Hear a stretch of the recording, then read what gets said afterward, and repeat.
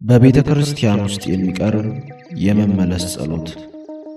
በስመ አብ ወወልድ ወመንፈስ ቅዱስ አሐዱ አምላክ አሜን። ሰውን ያዳንክ እጅግ ደግና ሩሩ ጌታ አምላክ ሆይ በመንበረ ታቦት ፊት በትሕትና ጎንብሼ ወደምገኘው ወደ እኔ ተመልከት። ያንተ መሆንን ፈልጌ መጥቻለሁና የምሕረት እጅህን ዘርግተህ ልጄ ብለህ ተቀበለኝ። ከበደሌ ክፋትና ከሰውነቴ ጥፋት የተነሳ አትጠየፈኝ።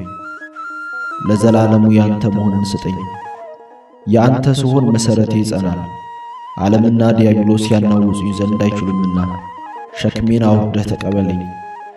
ጌታ ሆይ የእስከ ዛሬ ኑሮዬ በውሸት የተሞላ በማስመሰል የምመላለስበት ውስጤ አድፎ ላይ ብቻ የጸዳበት የሕሊና ሰላም የተገፎ በከንፈሬ ብቻ ደስታዬ የሚገለጥበት የእርካታ ጥማት የሚያንገበግበኝ ነበሩ።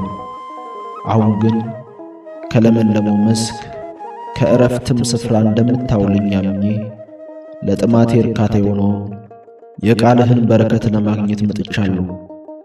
ዓለም ይቅርታህንና አባትነትን አላወቀም። እኔ ግን ምሕረትን አስቤ በቤትህ መጥቻለሁና እንደ ጠፋው ልጅ በቤትህ ተቀበለኝ። ጌታ ሆይ ለጠፉት ወገኖች ለከዳተኞችም ርቀውም ላሉት የምሕረት ድምፅን ከዚህ መንበር አሰማ። በችግርና በረሃብ እንዳይሞቱ በዲያብሎስ እስራትም እንዳይወድቁ ፈጥነው ወደ አንተ ወደ አባታቸው ቤት መጥተው በረከትህን እንዲያገኙ አድርጋቸው።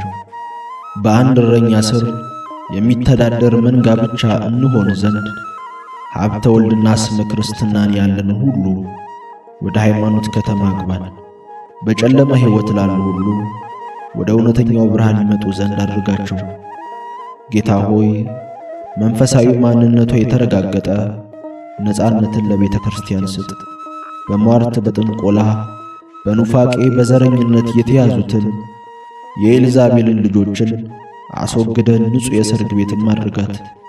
ምስኪን የምሆን እኔ ልጅህ በቤት መጥቼ የኑሮዬን ውጣ ውረድ መጎዳቴንና የመከሬን ብዛት ይደረግልኝም ዘንድ የሚገባኝን ሁሉ ስጠይቅህና ስነግርህ ሩሩ አባቴ ፈጥነ ስማኝ።